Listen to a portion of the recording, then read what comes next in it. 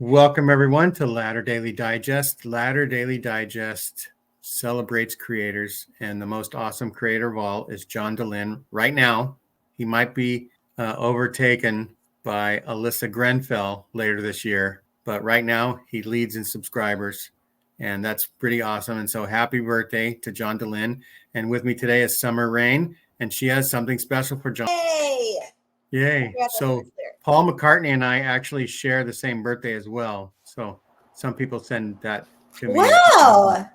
That's kind of fun. Double whammy. I'm a older huge than I am. Beatles fan. So yes. So happy birthday, John. It's your actual birthday today. And we're going to celebrate his birthday by talking about a series that's currently running on Mormon Stories. And Summur-Rayn happens to be a star every now and then of the show. That is, this book is being discussed. Second Class Saints. How come mine seems backwards, but maybe it's just me? Oh, no, it looks so good to me. Yeah, it looks good. Our 1 minute Mormon story is about the first episode in the series. Throw this on the screen. And Summer, go ahead and read this 1 minute summary.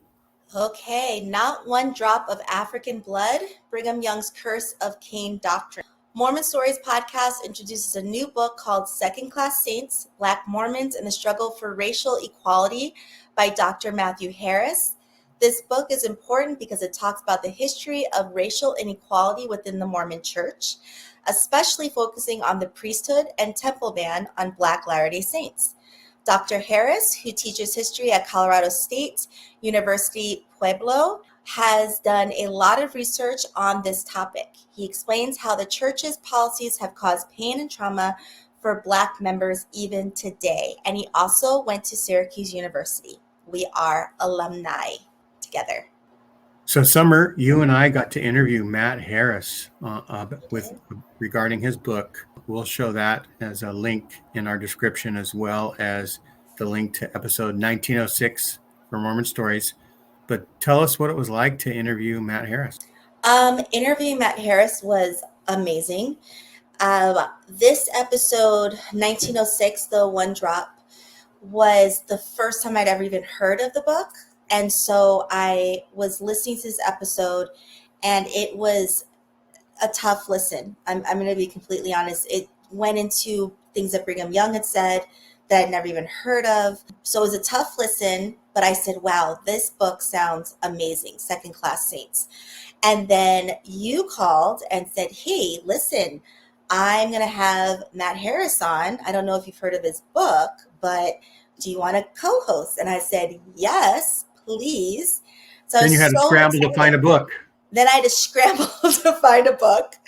And the birthday boy, John Dehlin, actually came to my rescue Saturday morning. I met him in Salt Lake. He gave me the Second Class Saints book, which actually was Rebecca Biblioteca's. So this is like 5 degrees separation here. Yeah. So thank you, Rebecca, for giving it to John. And thank you, John, for meeting me so that I could read it before the interview 2 days later. But Matt's, that interview was amazing. The amount of information he has in his mind, but also the resources that he's able to get from family members of these church leaders and the archives of the church was amazing. But it's all in this book. And so this book, I could say, has literally changed my life.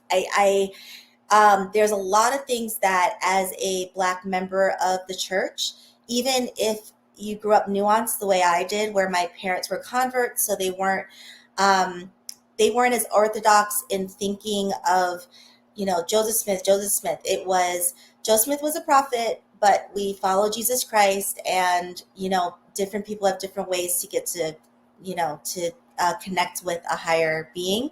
Even though I grew up that way, there were still microaggressions. There's still things that were said and done throughout my upbringing, and I could not put my finger on why. And this book explains why. That's right. And a recent episode, will say that I'm thinking Summur-Rayn maybe appeared on, explains why those microaggressions still existed, why there really was and still is racism in the church. And that's because people like Elder Peterson, who wrote a book that said some bad things that became a manual for one of the church's classes. I don't remember if it was elders quorum or Sunday school or whatever it was, but it was printed by the church as a manual, the book that he wrote that had lots of, we'll say, thrown under the bus doctrine that the church will disavow now. But that's what everybody thought an apostle of the Lord, who's sustained as a prophet, seer, and revelator, who everybody who went to the temple for the last 50 years had to promise to honor and sustain those apostles. And so if an apostle said something, it was as if it came from God. Absolutely. And McConkie was kind of notorious for that back then as well, because he was the foremost apostle when it came to doctrine.